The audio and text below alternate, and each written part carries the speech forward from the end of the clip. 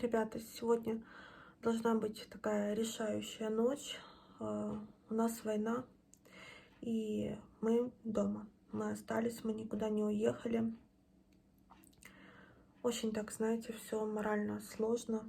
Я 2 часа поспала, сейчас Юра спит 2 часа. Мы так по очереди дежурим.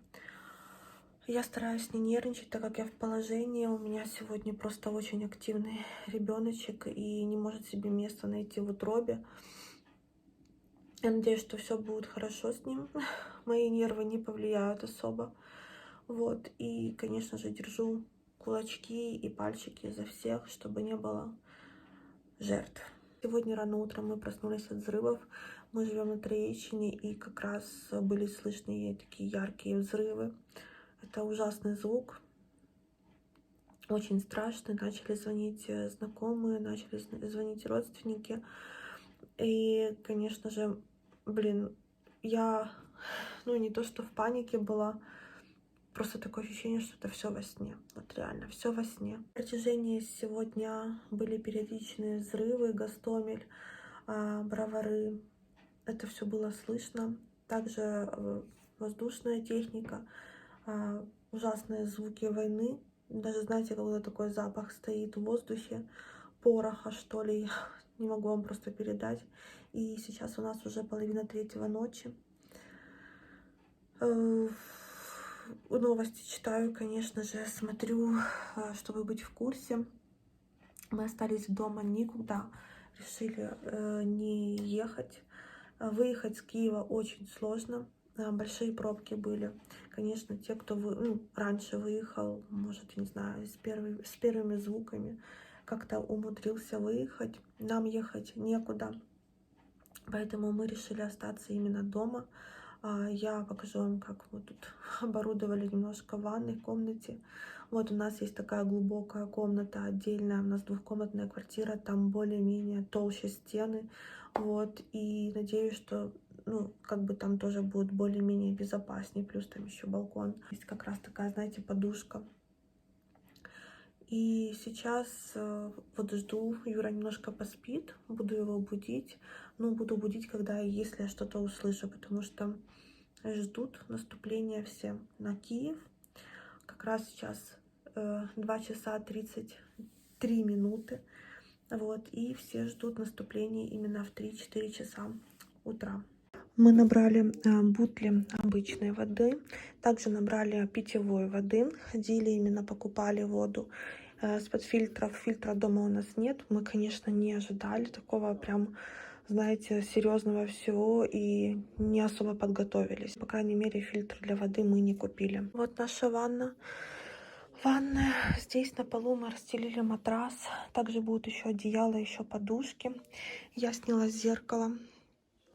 Полностью приготовила хлеб и апельсины. Также вода и сгущенка здесь есть на всякий случай. Конечно же, еще кое-что захватим. Да, Ева? Ева хочет пить. Также есть вода питьевая там в бутлях. Вот. Бумага, пакеты на всякий случай. Все взяли. Конечно, у нас кошка, и мы ее не кинем. У нас нет бомбоубежища. Под домом у нас есть подвал, который не оборудован для того, чтобы там именно прятаться, да, от таких действий, к сожалению. И есть рядом просто укрытие, не бомбоубежище, а просто укрытие, которое тоже толком не оборудованы. Короче, ребята, еще сегодня мы ходили с мужем, конечно, сделали закупку, разные там каши. Я не знаю, будет ли свет, чтобы это все готовить. Если нет, у нас есть какие-то дрова на балконе. Будем, я не знаю, что-то думать. Вот, и аптеки закрыты у нас на пятачке. К сожалению, закрытые аптеки, и я не смогла купить то, что мне нужно. Вот, но это не супер так важно и прям горело. Но дело в том, что, очень много людей было. Очереди в банкоматы именно. Кассы свободные. То есть в магазинах продукты есть. Там частично их было пустовато, но докладывали.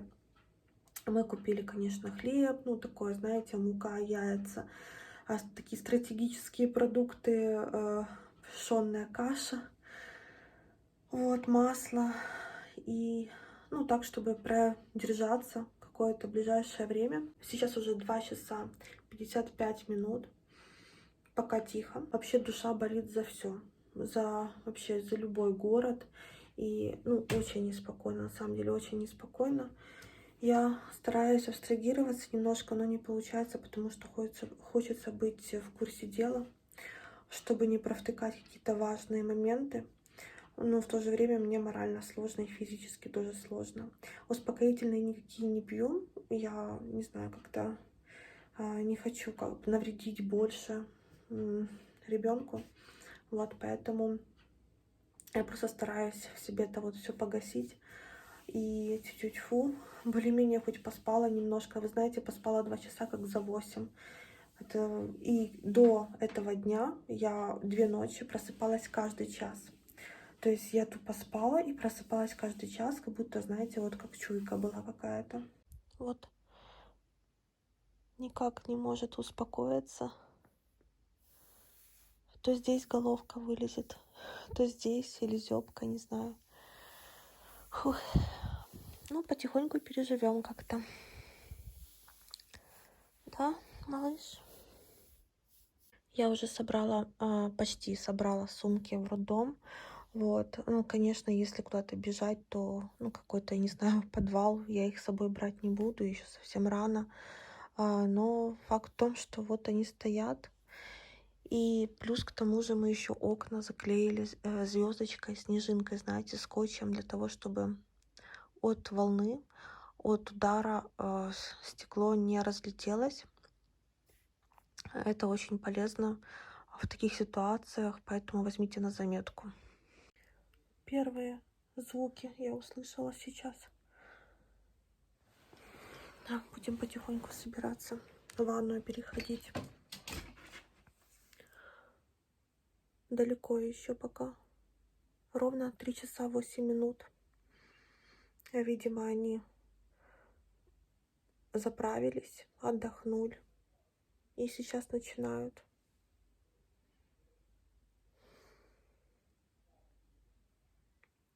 Пошло. Мне главное не нервничать. Оболонь, Нивки в окружности Киева слышны взрывы. Я начинаю уже заикаться. Малыш начинает активно биться. И сейчас, наверное, буду будить Юру и ныкаться в ванну. Так, обстрела нет. Был один взрыв. Очень мощный, эхом отдался. Вот, и частично где-то слышно, где-то нет, но это на окраине. Я состою в чате беременных девочек, которые в июне рожают, а нас там 15 человек, поэтому они все с разных районов, и, ну, они не будут какой-то вброс, да, какую-то ложную информацию давать, поэтому я там тоже читаю, сижу информацию, у кого что на районе происходит. Это очень, кстати, полезно в такой маленькой группировке собраться, проверенных людей, вот, и понимать, что на правде творится, да, в каждом районе города. Самое интересное то, что за 6 лет жизни здесь я ни разу не слышала сирену, даже когда была просто проверка, да, и сейчас за сегодня, можно сказать, несколько раз включали, а у нас не слышно ее просто, нет. 3:47.